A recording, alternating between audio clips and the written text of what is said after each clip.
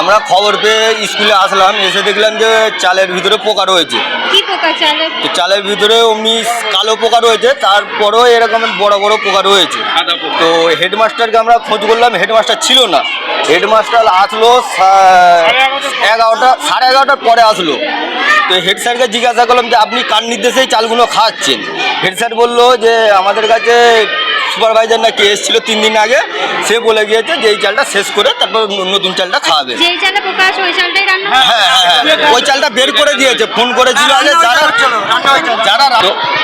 যারা রান্না করে তাদেরকে জিজ্ঞাসা করলাম, বললাম হেড স্যার কিংবা যে কোনো স্যার ওদেরকে নির্দেশ দিয়েছে ফোন করে বলতে ওই চালটা রান্না করতে। আচ্ছা, আমরা তো দেখলাম ভিতরে নতুন চালের বস্তা। হ্যাঁ, 100 অনেক বস্তা রয়েছে।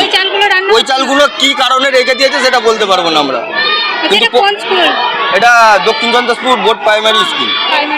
কি চাইছেন আপনারা? আমরা চাইছি যে বাচ্চাগুলো না খেয়ে আমাদের অসুস্থ হয়ে যায়। এই চালে রান্না হলে বাচ্চারা খেলে তো ক্ষতি হতেই পারে। তো আমরা চাইছি আপনারা খবর পেলেন? আমরা খবর এখানে একজন বললো যে এরকম পরিস্থিতি হয়ে আছে। আপনার নাম? আমার নাম দেলোয়ার হোসেন মিদ্দা। চালগুলো রান্না হচ্ছে কার নির্দেশে রান্না করছেন আপনারা? হেডমাস্টার মশাই এটা সবাই বলেছে। হেডমাস্টার মশাই আপনাদের এই চালগুলো রান্না করে বাচ্চারা খেলে তো ক্ষতি হবে। আমরা কি করবো দিদি ভাই? আমাদেরকে দেয়, আমরা রান্না করি, কিচ্ছু করার নেই। আচ্ছা, ক্ষতি হলে দায় কে নেবে? ক্ষতি হলে মাস্টার দেবে, আমরা কি করবো? আমাদেরকে হ্যাঁ, আমরা বলি মাস্টাররা শুনি না তোমাদের কথা, দেয় না মাস্টাররা বলে না এই চালই রান্না করে খাবে। আপনারা কি চাইছেন এই চালগুলো রান্না করতে? একদম না, একদম না। বাচ্চাদের ক্ষতি হোক আমরা চাইবো না। আমরা কি চাইবো? আমরা তো না। সুরজিৎ ভট্টাচার্য। স্কুলে এসেছেন? হ্যাঁ, এসছেন। আমার নাম প্রণতি মেটে। ঠিক আছে। অভিযোগ করছে যে স্কুলের চালে পোকা আছে, সেই চালই রান্না হচ্ছে, কি বলবেন এই বিষয়ে? চালে পোকা ছিল এটা আমি এসে দেখেছি, অর্থাৎ ওদের অভিযোগটা সত্যি। ঠিক আছে, এবার প্রত্যেক বছর সমান চাল পোকা থাকে না, আমরা বুঝতে পারছি না কোন পোকা বেশি পোকা বা কম পোকা আছে। ঠিক আছে, যত আমাদের বাড়িতে কালো পোকা ধরে সেই হিসাবে আমরা ভেবেছিলাম আমরা কালো পোকা ধরেছে ওটা ঝুলে বা ইয়ে করে চলে যাবে সেই হিসাবে। চালটা দেখেছিলেন? না, আজকে এখন চাল দেখা হয়নি। না, এবার হচ্ছে ব্যাপারটা হচ্ছে যে বারবার বলার পরে এটা কাকে বলেছে আমি জানি না, আমাকেও বলেনি। ঠিক আছে, হেড স্যারের কথা। হেড স্যার তো তখন তো যখন এসছে তখন তো হয়নি।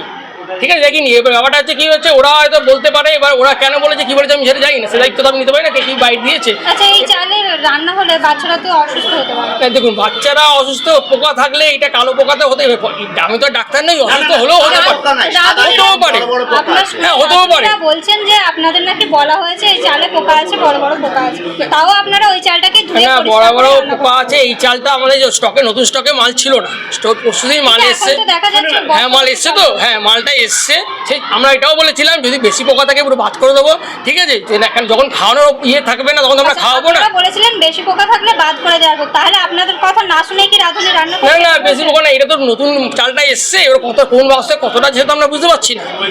ঠিক আছে, এবার ওরা হয়তো চালের বস্তাটা নিয়ে গেছে। আপনার নাম স্যার? সুরজিৎ।